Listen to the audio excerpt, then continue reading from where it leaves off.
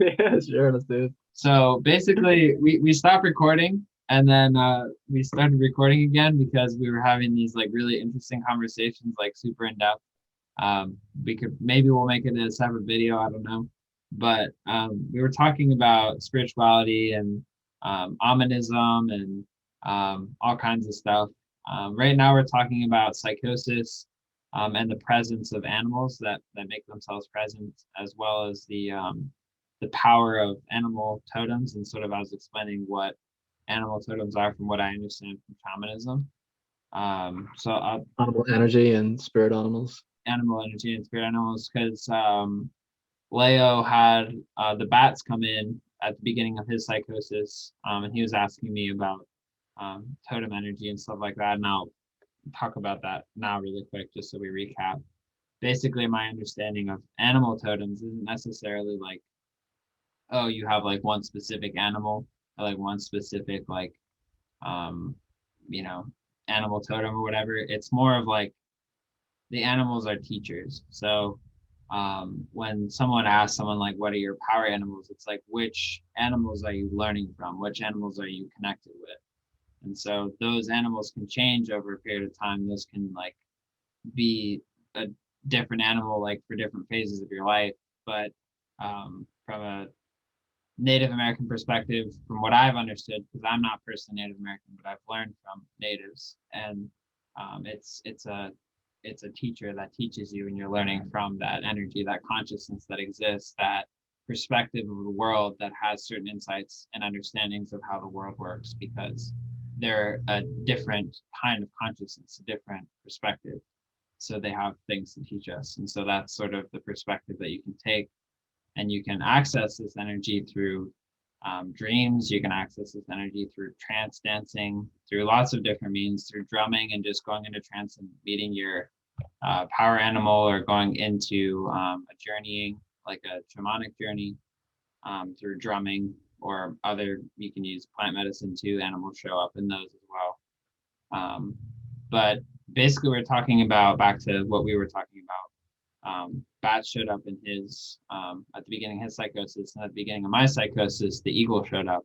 Like really, I felt like a strong connection with that, and it was very strong, stern, sort of, I guess, sort of masculine energy that was like, "This is your initiation. Like, get ready for this. This is like your, this is your trial of like we are. You have to go through this in order to become like what you would like to become in the future." Which has always been like a healer, or like a some kind of spiritual guide or something like that. Um, so yeah, I guess that's what we were talking about. But yeah, I was when you mentioned the bats in your story, I was like, yeah, like that's probably something um, that is connected with you, because that's not everything that happens in psychosis is like super like sometimes you're like, how did this happen? Like this is just like Yeah, there's no way that this would just like line up the way it did, like, you know, just out of like unexplainable. like three bats. Like how can three bats? Like when you said I know, one bat, right? I was like, oh, he probably that's probably his power animal. Then you said two bats, then you said three bats. I was like, okay, that is something. That is not something you can just ignore. And then I saw hawks throughout my whole psychosis, like they were just everywhere. And I still see hawks. I mean, one could say that I'm focusing on them, and that's why I see them, which is probably true to some degree, but there's a connection there for sure for me. Um, Yeah, but I know you looked up the definition of like the bats or whatever. Um, I think yeah, and what go ahead and share like what the definition was or what it said about it. yeah. Just quickly before I go into the definition, whenever I tell people the story of seeing the three bats, because of the previous history of hallucinating, they Mm-hmm. don't originally believe me Mm-hmm. that there was three bats. Mm-hmm. But I actually have a video of it on my phone. Oh wow. Yeah. So Wow. like there's literal evidence that there's three bats flying around the roof of my apartment. Yeah.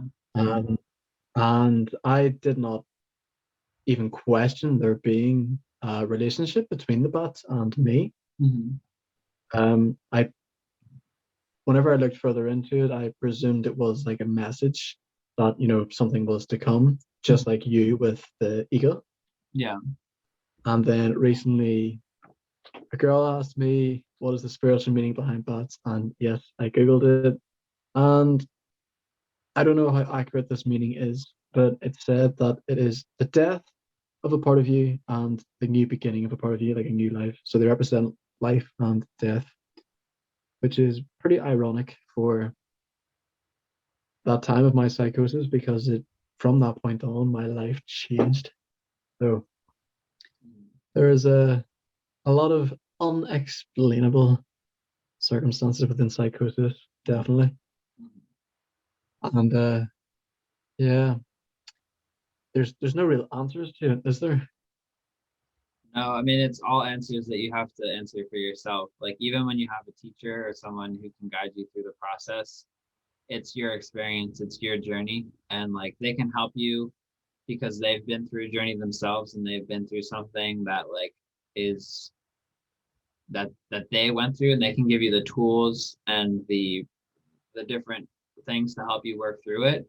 But you have to do the work yourself, and you have to find the meaning and the purpose behind those things yourself. I even Yeah. asked I even asked Iggy like a few times like what my dreams meant, or like what my experiences meant, and he's like, you'll figure those out in your own time, like that's like my journey to unpack and figure out. And as far as like your bat thing goes, on a similar note, and you were saying like you're worried about the credibility of the source. Yeah. That's their interpretation of what a bat is. So like Yeah.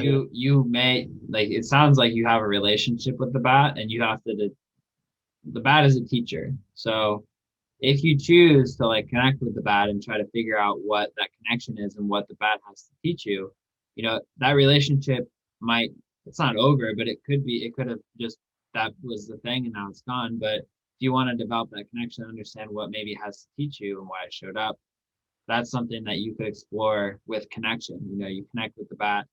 And it's really like, some people ask me like, how do you connect, or how do you go into that state? it's it's just like when you're a kid, you imagine that you're in another place, and you do these different things. I remember when I was a kid, I was on my bed and I would just like float around on my bed, and it literally felt like my bed was floating, like I was on a magic carpet. I remember doing that every night Wow. before going to bed. Yeah. And like, we underestimate how powerful our imagination is, and we also Big time. undermine, what's that? I agree with you completely. Yeah, we underestimate it so much. And we also underestimate the validity and the truth and the connection of reality that imagination has on our bodies and the world itself, because it's basically a different, I think our imaginations are real. Like, if you imagine that your body is filled with light and that it's filled with peace, you're going to feel that physiologically, you're going to feel that change. Yeah. So something that you're imagining is happening in your body. There's an influence there, that's true. And native communities and spiritual traditions have always known that there's a relationship between the dream space, or the imaginational world that we create. And even Einstein said that the imagination is like the most powerful force in the world, or something like that. I forget his quote exactly, but Very true. Yeah. um um I'd have to look up the quote, but you guys can look that up. um Yeah, no, but I read the Coco recently. Can't remember it word for word, but it's something like that. Yeah. yeah.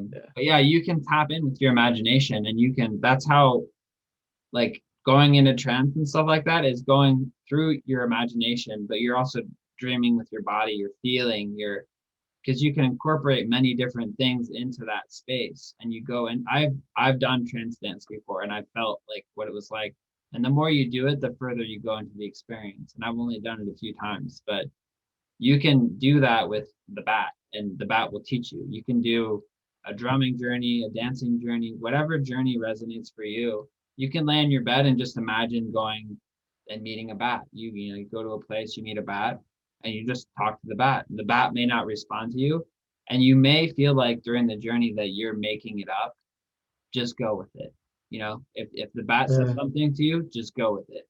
If your thoughts are like, oh, you're making this up, you're like, okay, that's great. So what? I'm gonna go with it, see what happens. And you'll be surprised what happens if you just trust the process and let it sort of unfold as it goes. Because yes, you are making it up in some ways, but Yeah. it's also, it's both. You're creating the space, but the space is also meeting you, because some things like show up and you're like, I would have never thought of that. I would have never imagined that that would be in the space. Why is it there? And then you start to realize maybe there's more to this than just me making it up. Maybe I'm actually connecting something that's there. And that's where Yeah. that's what journeying is. That's what going into your psyche and psychology. That's hi. I love the way your cat just like crawled onto your lap there. Uh, Whenever you were speaking there, though, I did have this sort of like half visualization of bats flying out of my imagination. Mm, And it felt like almost there was a bat inside of my stomach, mm, like trying to come out, and mm, it's like stuck inside of me. mm, So maybe I've got some work to do on getting that bat out. mm. Maybe I've got to go visit Bruce Wayne's Manor and find that well that he fell into as a kid. Become Batman. Yeah. Oh, gotcha. Yeah. Batman reference. Yeah. uh, yeah, that's a very good point. I'm actually going to meditate on that and see what comes along. Mm. Um, you speaking of that reminds me of this thing called holotropic breath work. Have you heard of it? Yep. I've done it You before. have? Yeah. Have you? Yeah. Man, do you know that started by Stan Groff? Yeah. I saw that. Yeah. Yeah. Where did you try it? It wasn't exactly holotropic. It was called something else, but it was like based off of that. But it was basically you just breathe, because holotropic has like a specific structure to it, and like you're with Yeah. another person and you're guided through it and stuff like that. The one that I did, it was just like you just breathe in and out like really deeply, and Yeah. you basically hyperventilate. You just keep hyperventilating for a certain period of time, and you just kind of let the experience happen. Um, Right. I had like my experience that I had wasn't like nothing really happened. Like I didn't have any understandings or insights or anything like that. Maybe I'll Okay. try it again at some point. Um, but you'll find as you like practice different things and you try different things, there's some tools that will resonate with you and make sense to you, and others that won't. Hmm. And for right Yeah. now, that tool doesn't necessarily resonate. And I've done like the Wim Hof breathing, which is a little bit similar, but it's just a shorter Yeah. period of time. It's not, you don't go as long. Um, but It yeah. sounds very similar to Wim Hof. I have applied to go to a holotropic breathwork session in Ireland, Okay, cool. but unfortunately, because we're still in lockdown, I'm not able to go.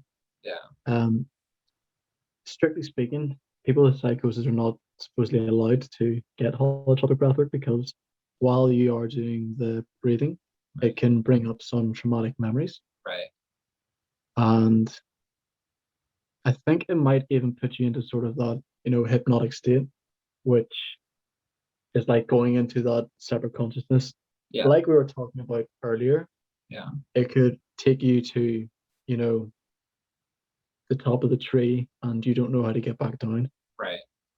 potentially. I'm not speaking from experience, Right. so I can't say. Right. However, I am going to experiment and I am going to try it. Okay. Yeah. Let me know how it Um, goes. yeah, man, I will do. Yeah. It's class that you've done it before. Um, who did you do it with? Let me see what it was called.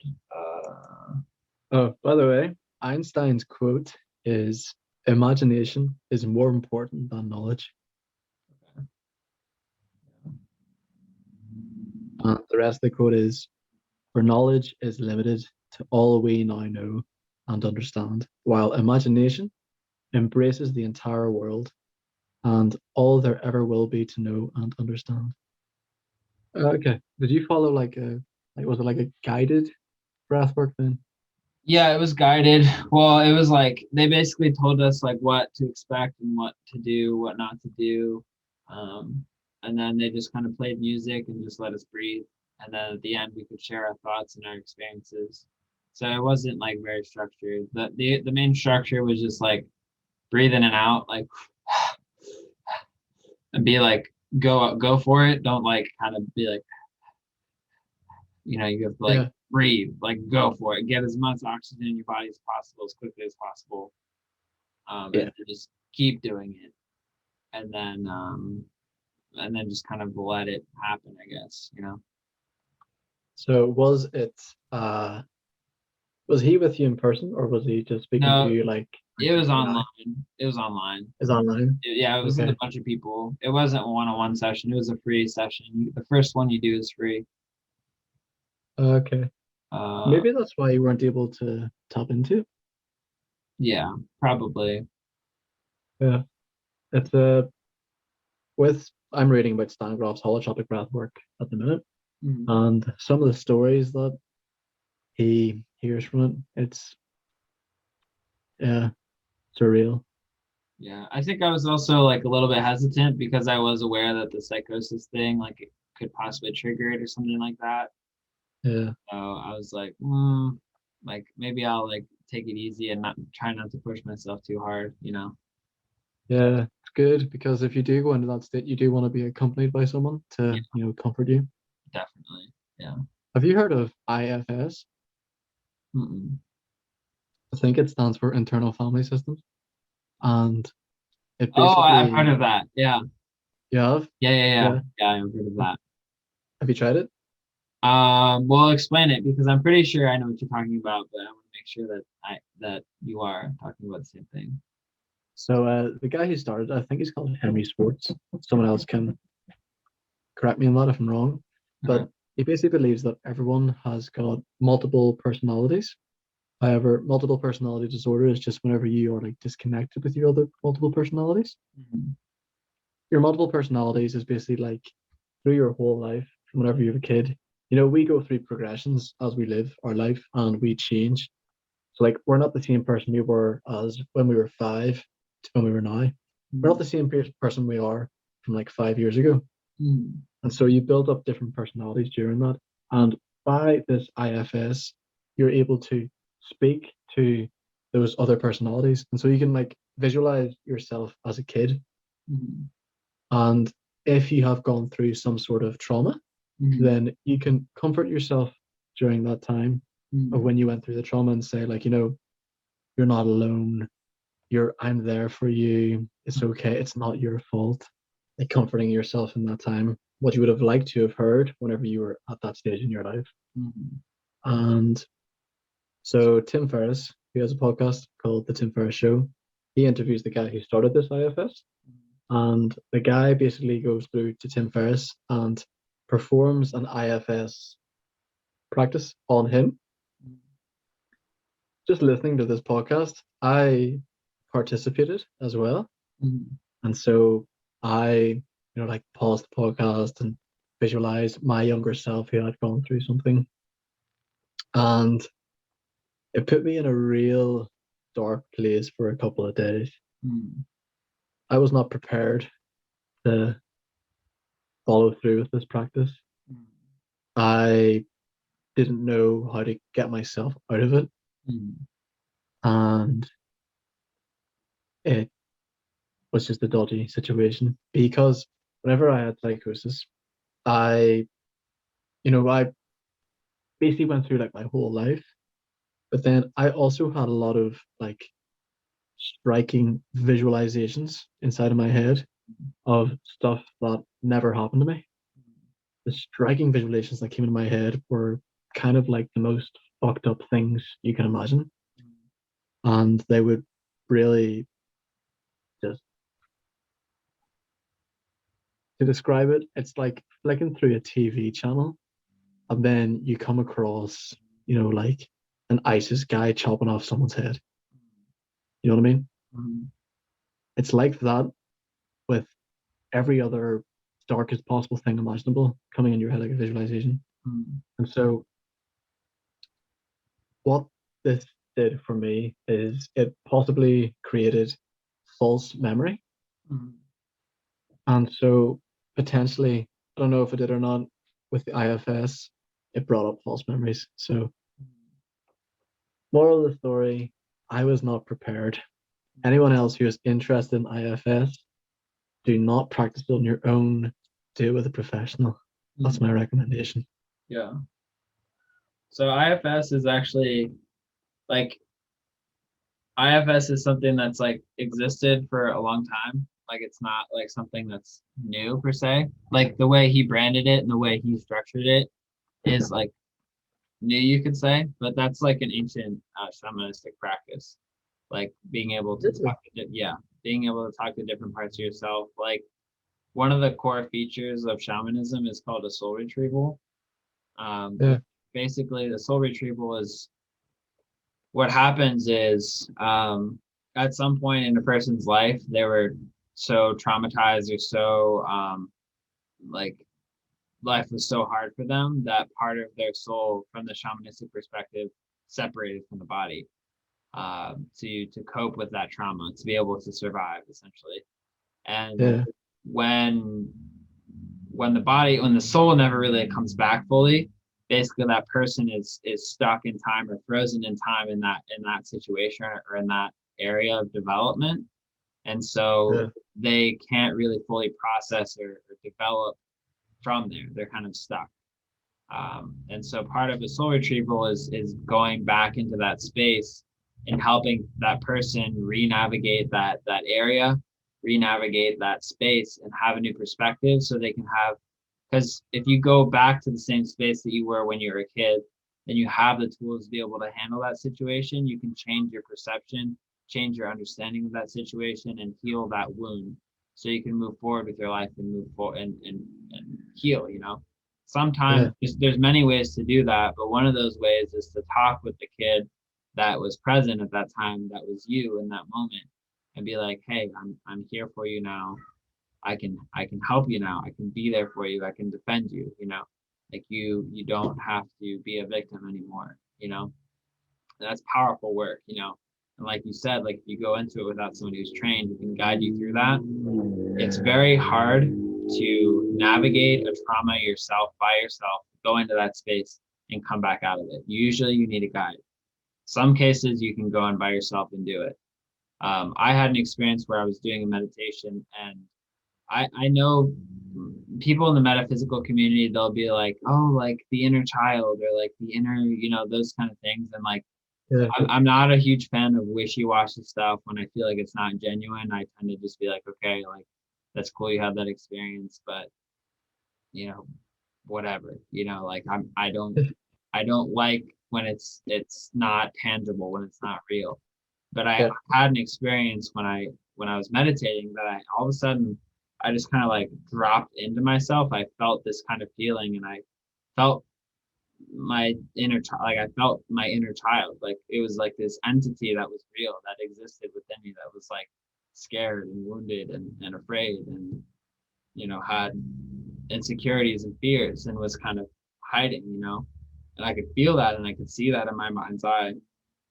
It was so real. It's hard to explain, but at that moment I was like, oh my gosh, this is a part of myself, that's been hurt, Yeah. that hasn't been tended to. And so I spoke to it because I'm aware of the work, and I sort of understood the framework of how these things kind of connect intellectually. So I was like, I can interact with this part of myself right now. It's opening, it's presenting itself to me so I can interact with it. And so I spoke to it, and I interacted with it, and I felt with it, and I was like, it's okay now, like it's okay. I've got you. I can't guarantee that I will always have your back always, because I can't always guarantee that, but I will always be there in the end. I'll come back. I'll protect you. I'll be like, I'll speak up. I'll say when things aren't okay and stuff like that. I got you. And there was a sense of Yeah. relief and a sense of reconnection that happened, that like there was a disconnection from that child part of me that happened at some point, and I could feel that relationship start to form again. And it's not like completely healed. That's something I think that will take a lot of time to heal. Like always it will be healing, and it's a relationship. So it's never Yeah. perfect. It's always developing. Um, Yeah. but that was a pretty like cool experience that I had with like my inner child, I guess you could say. Um, that like sort So of, interesting, man. yeah, that relates to like the work that you were talking about. So, but yeah, Yeah. that's a common thing in shamanism, is talking to different components of yourself. Um, Yeah. Of course, someone has taken some for part of shamanism and turned it into a business, right? yeah, See, you don't have to go into this if you don't want to, sure. but with your experience of that Mhm. and feeling that that part of you or that inner child inside of you that had been suffering and you were caring for him, Mhm. like, do you know where the trauma stems from for that? Or do you know why your inner child is suffering in that moment? I think it's just being in this world, like the way the world is set up, like you're bound to be broken at some point. There's not a single person that's come into this world that hasn't been broken as a child, because there's rules, there's boundaries. As a kid, you come into this world with no boundaries. From my Yeah, understanding of the world, you come into this world from a place that has no limits to a world that has many limits. And so you have yeah, to learn how to function in this world. It's sort of like it's similar to the psychosis thing, where like you are, psychosis is like you're way up in the sky, but there's no roots. Kids come into this world yeah, in the sky, no roots at all. yeah, They're just completely dreaming. Like it's acceptable for a kid to just like decide they're a frog and just ribbit around the house. There's like ribbit, ribbit, and that's a normal yeah, kid thing. If an adult yeah, does that, they're like, "What the fuck is wrong with them?" But that yeah, they're in that space. They're in that space, and they have to learn how to function in this world. The problem is like in the way the world works right now, we lose that ability to dream and the ability to connect with the frog, because that's what they did yeah, in native communities, and the dancing and stuff like that was to be able to connect with that space still, and it's still alive. So yeah, it's different, but regardless, there's a breaking that happens with kids, and there's trauma, there's things that happen that are painful. They're told no, they're told they have to be a certain way, or they have to do things. There's No matter what culture you're in, you have to conform to the confines of the community to some degree. No matter what culture you're in, it's not going to fit everybody perfectly, so you're going to be broken. So there's not a single person in the world that is not a wounded child, that doesn't have a wounded child within them. yeah, So like that relationship is something that everybody has to deal with. And that's something that like in some spiritual traditions, and from what I've heard from some mental health practitioners, is you have to be able to be broken, and then the process of becoming an adult and becoming like a seer, or like an elder or something like that, is like you're broken. Your adulthood is finding that freedom again within the confines of the structure of this world, and you find the connection back to the grandness of the universe again.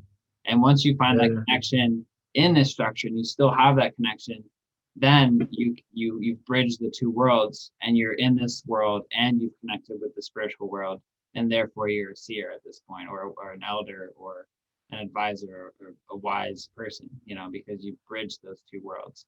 But some people, yeah, especially in our society, don't focus on this. They don't teach us how to deal with the traumas, or cope, or figure out how to heal.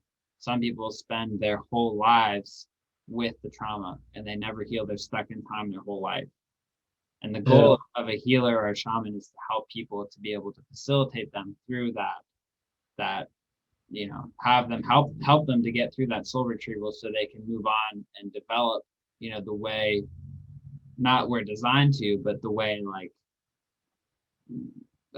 I guess a normal person would go through development. They go through hard things, then they experience growth and development, figuring out who you are, and then they have realization at some point of who they are and their connection to the world. on their Yeah. own terms, because not everybody's going to define spirituality, but not everybody's going to connect with spirituality. For some person, being fully realized means that they're like they're really good at their trade. They really enjoy being a blacksmith, or they really enjoy being like a business person, and they're really good at it, and that resonates with them, and that makes them happy. It doesn't have to always end with spirituality. Spirituality is one form of understanding, but just like the birds, just like the frogs, the bees, they're spiritual beings, but they're not Mhm. like, oh, I have these like spiritual intellectual thoughts, they understand things, Yeah. so that's their realization, is like they help the hive, or they care for their young. Being a mother could be a full realization for somebody. So it's Yeah. different for every person, because there's different species, different flowers. I don't want to keep going, but it's different for everybody. Yeah.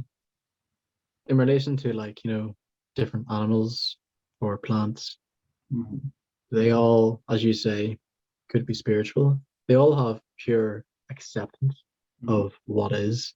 Mhm. And like, I believe they're really in touch with their intuition, and that is how they are able to, like, if you look at birds migrating, birds go between different continents for different seasons. Like, there's birds in Ireland that spend the winter in South Africa. Mhm. It is amazing how they know how to where to fly to Right. 10,000 miles away, you know what I mean? Mhm. And acceptance, like, although they're definitely touching into like a separate consciousness, right? And this is just personal belief, but with spirituality in, for us in the Western world, Mhm. you know, you don't have to go to church in order to be spiritual. You don't even Just have like, you don't even have to be spiritual to be spiritual. exactly, you can just be in pure acceptance of everything Yeah. and acceptance of your life. And like you said, if you're an electrician, you can have just pure acceptance of your life. And as long as you can be comfortable and accepting and enthusiastic in that moment, then, it's okay. Mhm. There are certain people who I believe are chosen to follow down that path. So in the past, you know, typically, I don't know, like 1% of people, maybe 10% of people, I don't know the percentage, I'm making this up, Mhm. would go down the path of monkhood Mhm. or sisterhood. Mhm. And as we develop into our Western society and more people are separating from their own religions, rightly, due to the hierarchical power schemes that are set in place from, the Catholic Church, um, they are maybe struggling to find their place in this world, feeling lost. And this spiritual journey for us through psychosis is our own path of becoming acceptant of that and finding our inner self. Mhm. And part of that is really going into yourself and discovering yourself.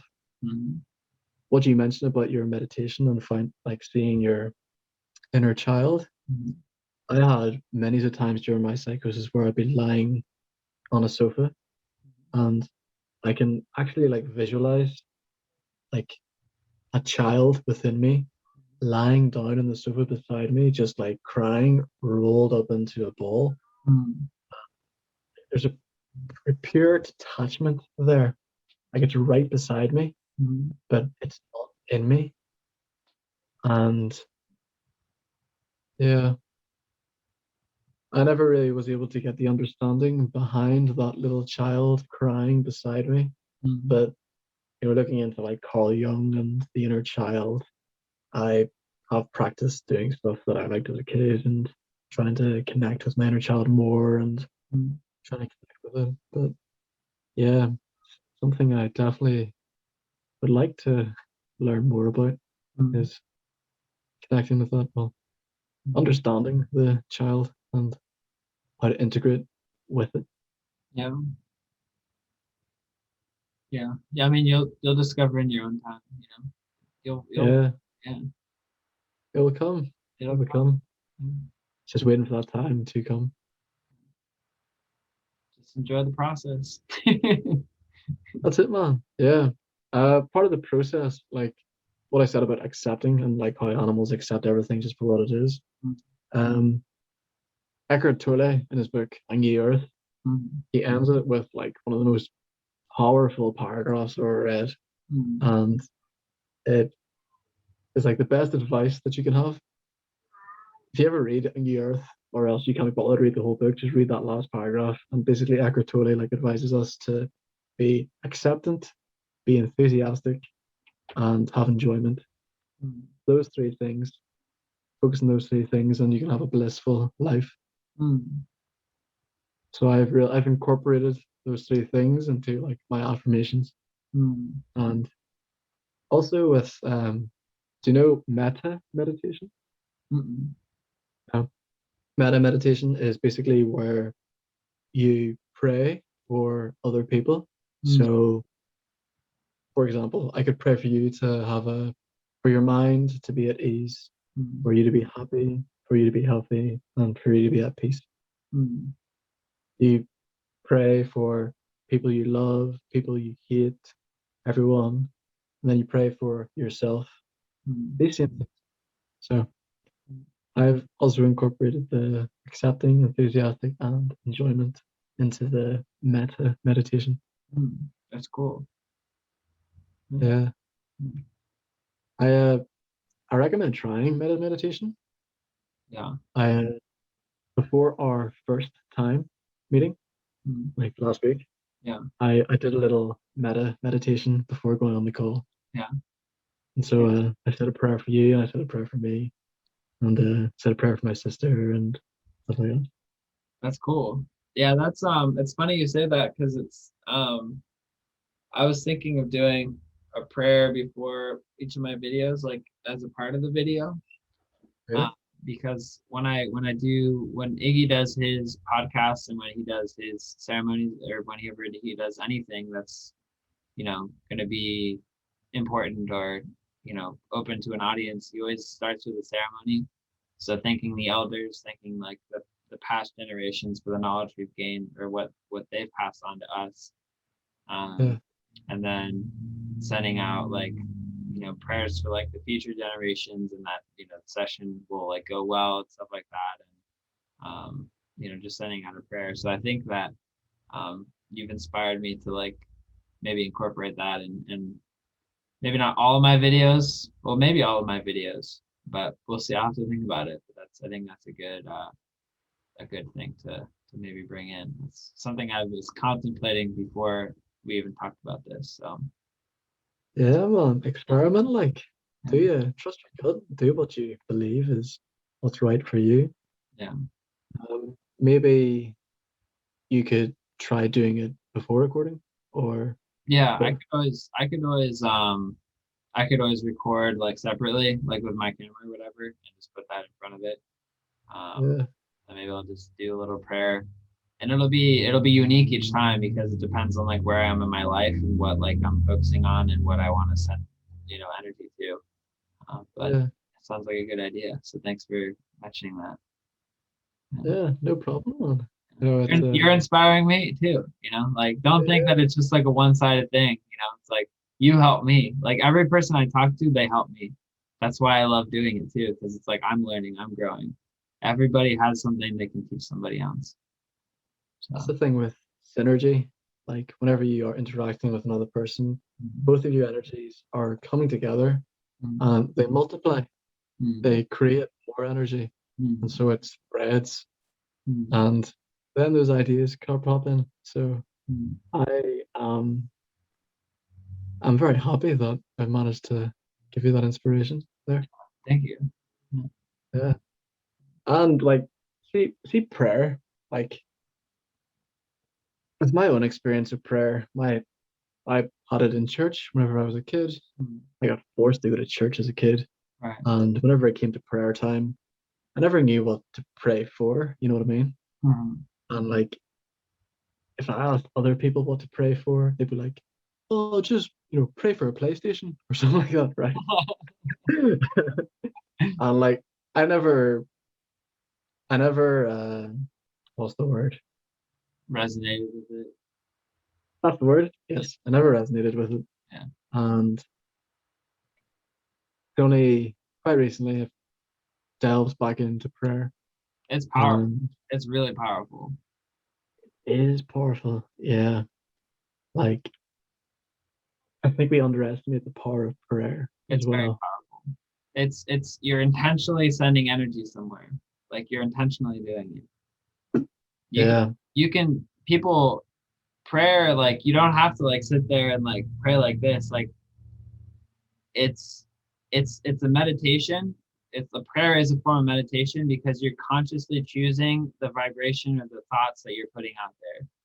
So like yeah, throughout our day, like our whole life is a meditation because the difference between meditation and like not meditating is the intentional part of it. But on some yeah. level, it's all intentional to some degree. Um, Mhm. there's like some people could argue that, but like somebody who like sends you negative energy, like oh I hate that person, I don't like that person, or like that kind of thing. That is like you're sending them that energy. That's like you can Yeah, perceive that. Like if you're sitting in a room with somebody and you feel like you can feel that energy. Like if I send that energy to you right now, you would feel it. If you're in yeah, tune with it, some people numb themselves so they don't feel those things anymore. Um, yeah, but you would be able to feel that.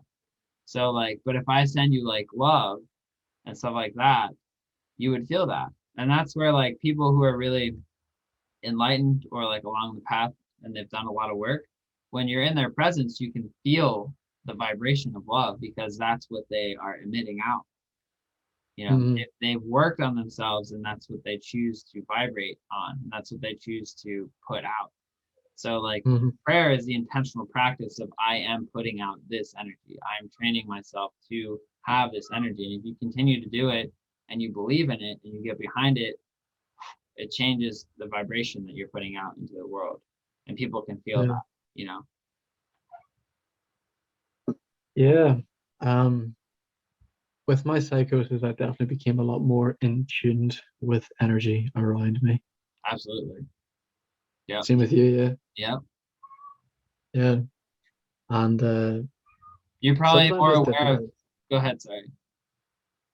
Sometimes it's difficult to name where the energy is coming from, and you can mistake it for being something else. Mm-hmm.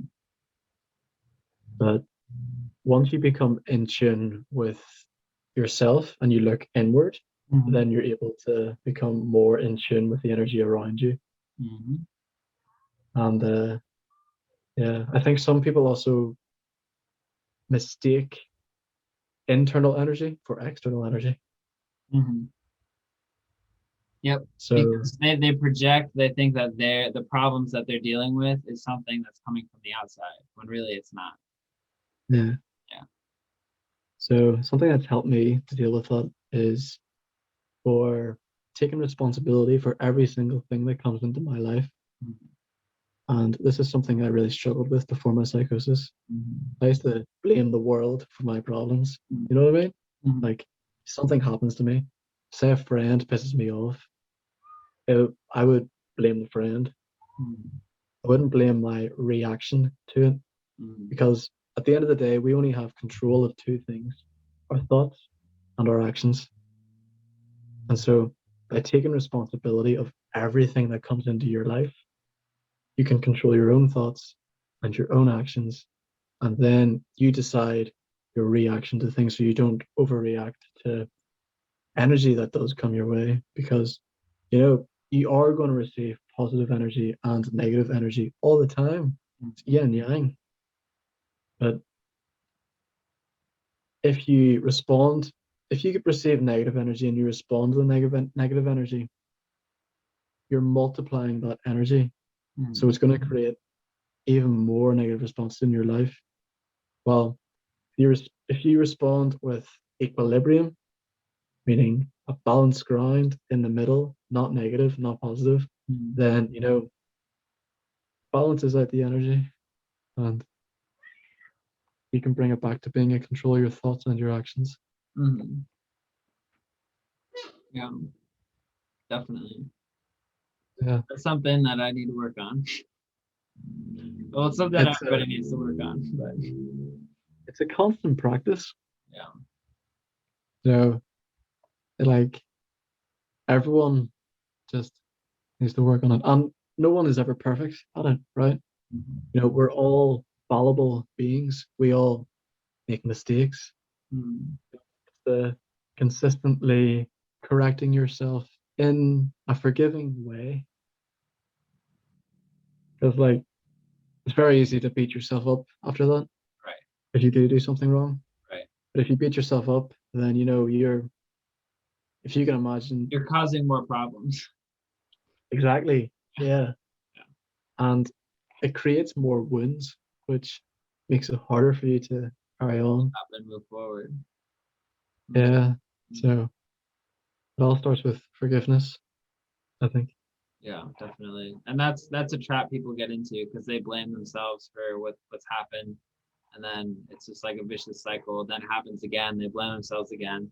That's when people really get into a depression, like a really bad depression, because it's just like chronic. And then they learn how to like victimize themselves before it happens. So when they do get victimized, they don't Yeah, feel bad about it because they're like, oh, I already did it to myself. Like it doesn't matter. Like, when people hurt me, but they're like chronically hurt basically. I know yeah, because I've done that myself. I know that's the only reason same. I know it. I wouldn't be able to say, I think a lot of I've done people, it too. yeah. So, It narrows down to self-respect, doesn't it? mhm, When you've got that low self-esteem, then you do start blaming yourself for everything and beating yourself up, and it it only makes the situation worse. yeah. There's two kinds of people. There's the implosive people, the people that implode on themselves and blame themselves for things. And then there's explosive people, people that blame others and point fingers at other people and basically get angry and like create fights and stuff like that. I mean, there's obviously gray areas, but those are like the two extremes of like it's your Yeah, fault or it's like my fault. That's when you get yeah, these angry customers that are like, this is unacceptable. I can't believe.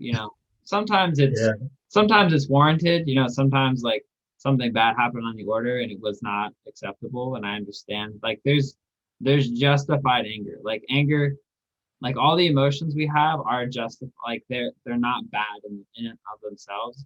It's how you yeah, use those emotions. So they're just signals that like angry, like it depends on like I mean even in the Bible, like Jesus got angry because something like happened. He's like, this is unacceptable. He like flipped the tables and stuff. He's like, this cannot happen. oh, yeah. I remember that actually. Yeah. Yeah, And like, when you think about like protests, like peaceful protests and stuff like that, you could say that's an expression of anger. It's just hmm, channeled in a way because people are angry that like they've been mistreated, but they're channeling it in a way that and expressing it in a way that's gonna provoke change, but not create more resistance from the other side, which it will create more resistance, but they're doing it in a way that is least likely to provoke the other side, like you know, intentionally. yeah. But Because whenever you resort to violence, then you're going to receive more criticisms, and the more criticisms you receive, the less likely you are to achieve what you're fighting for in the first place. wait, say that again. Sorry. So whenever a peaceful protest hmm turns into violence, hmm that violence stems from anger, hmm and the reaction from other people towards that is also anger. hmm So the criticism is going to be angry criticism, hmm and it will create a metaphorical battle. Yeah, And it's like it, gasoline on the fire. yes, Yeah. and it also pushes away from what they're fighting for. hmm It creates a new problem rather than finding a solution.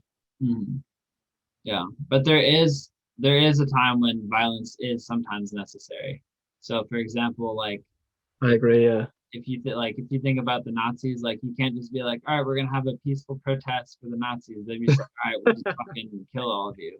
Like At some Yeah, point, like if you think about martial arts is a practice of learning mastery of combat.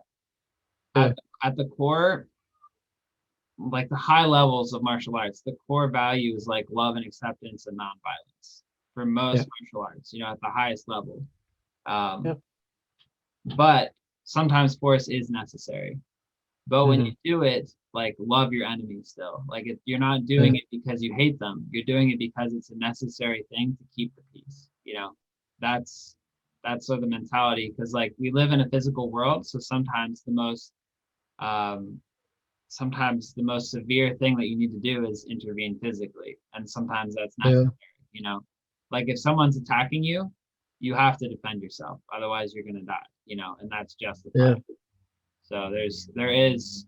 I'm not opposed to war. I'm not opposed to that, but I'm opposed to the reasons why we go to war and the corruption behind that.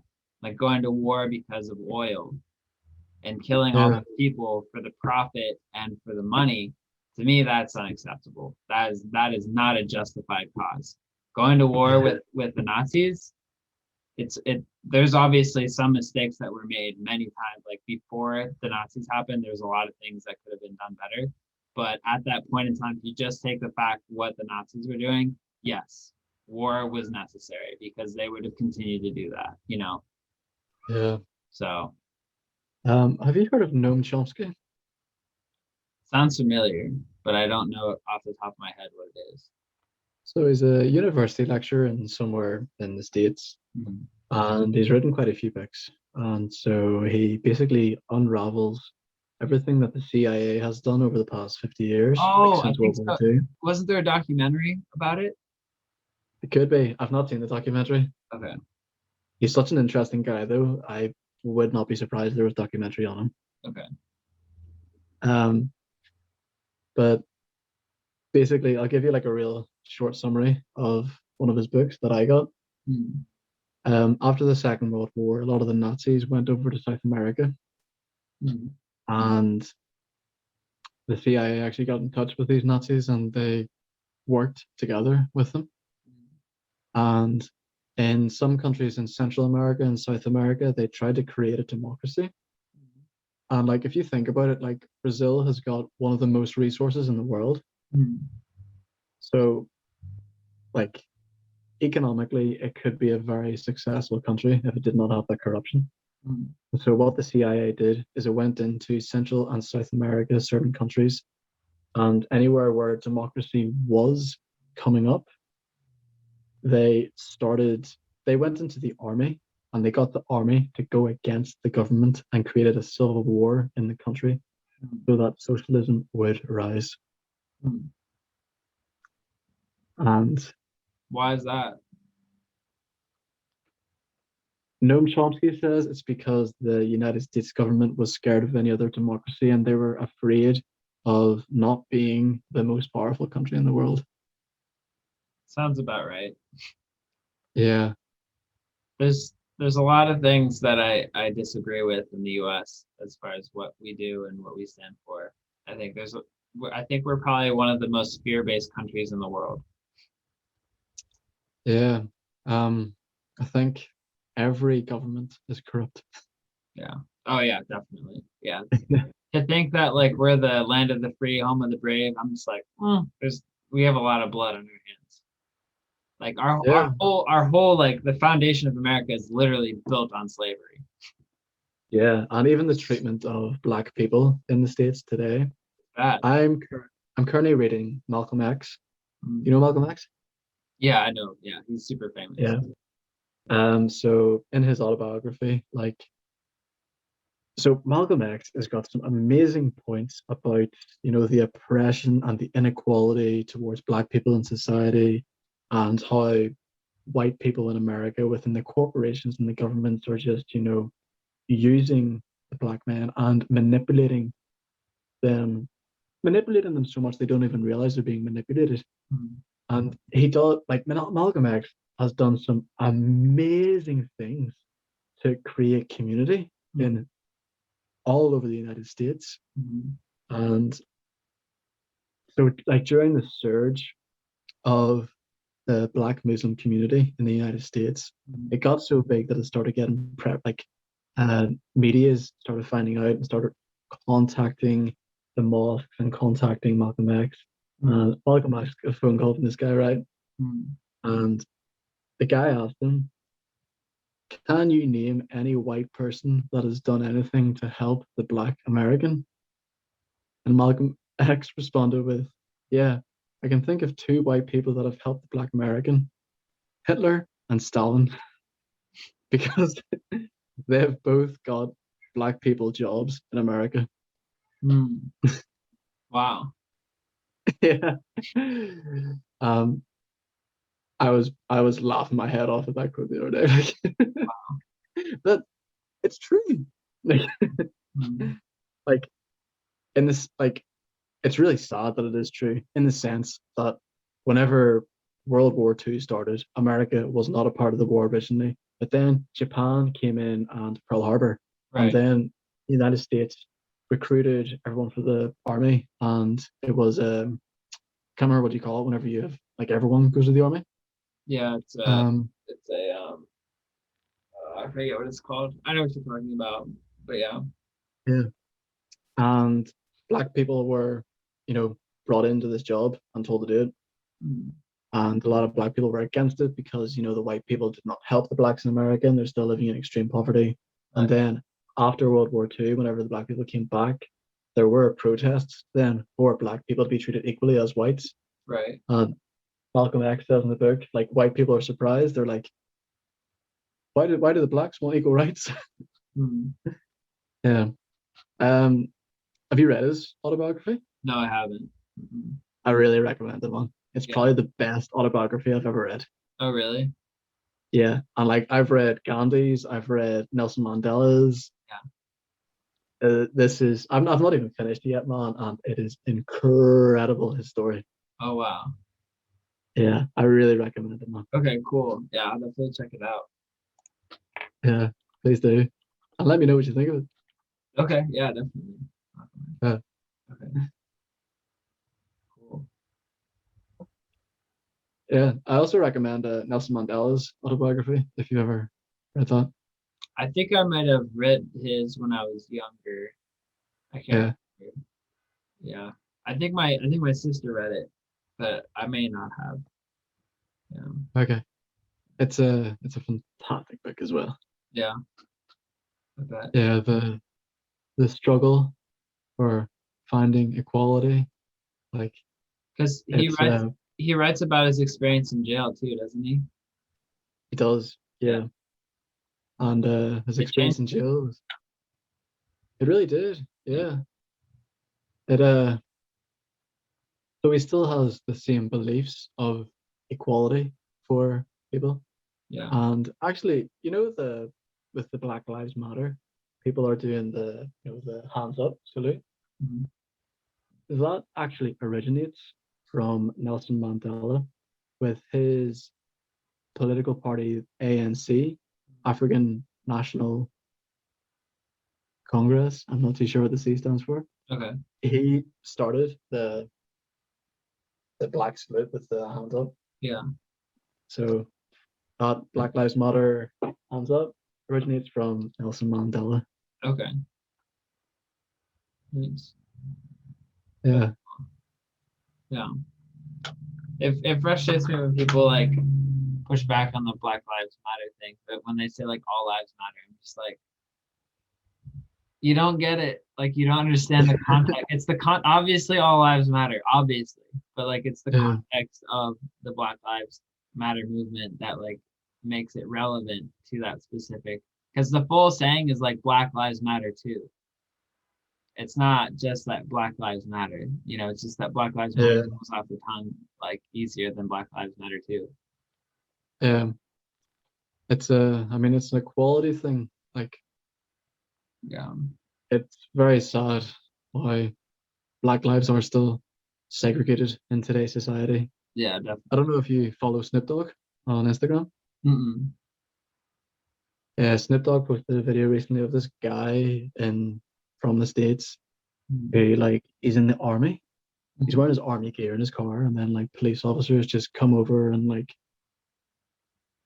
just bully him, Mm. pepper spray him, get him out of the car, Mm. and yeah, um, there's still protests going on, right? I read today that there was protests in, I don't know, I think it was Oregon. Do you know anything about that? No. No. There's a good page you can follow for information on all this. It's called Popular Front. Popular Front. Yeah. So it is an independent conflict journalism. It's Okay. started by a guy from England called Jake Hanrahan. And basically he goes into the most conflicted areas in the world Mm. and gives non-biased reporting on it. Okay. So he uh, he did a lot on Black Lives Matter. He does a lot on Palestine. He does a lot with, at the minute, there's a war between Armenia and Azerbaijan, I think it is. Okay. He's in the heart of that.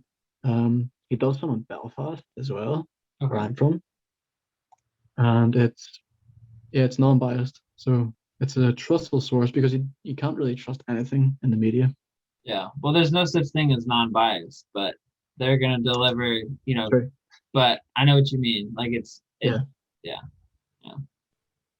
Okay, so maybe take away me saying non-biased. He goes into these conflicted areas and he gets reviews from people who are at the heart of it. It's like interviews. It's like it's ground up information rather than top down information. Yeah, Right. exactly that. Yeah. Right. So social media has tried to like prevent his page from being, I think the word's monetized. Mm. You know what I mean? Yeah. Yeah. It's very for it to be profitable. Yeah. Right.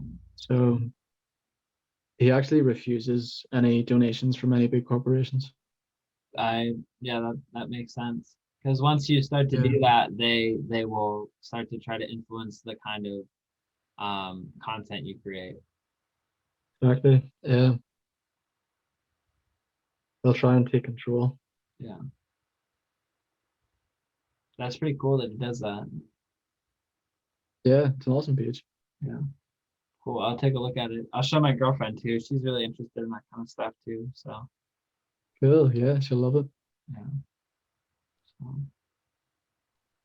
So, Yeah, he sometimes posts other people who are similar minded to him as well. So I follow like one or two other people who try to go down the same route. So you'll find those sources there. okay, cool. Yeah. Thanks.